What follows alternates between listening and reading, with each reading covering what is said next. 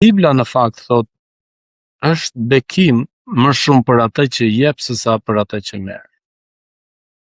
Po ta vesh re, këtu ka një të vërtet, se njerëzit thonë, më jep më ti pastaj e shiko ti jam unë i gëzuar apo jo. Ose do gëzohem unë apo jo, apo do ta shijoj unë atë apo jo. Por në fakt është që Bibla thotë është bekim pra, për atë që jep, më shumë bekim për atë që jep se sa për atë që merr. Ti që merr ose unë që marr mund të gëzohem për momentin, por është nevojë momentale.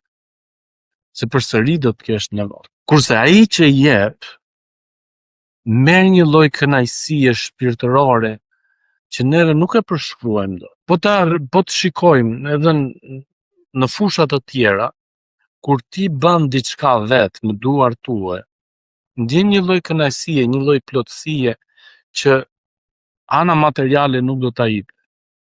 Do thoni ju, është e rëndësishme. Po, është e rëndësishme. Por jo që të bëhet Zoti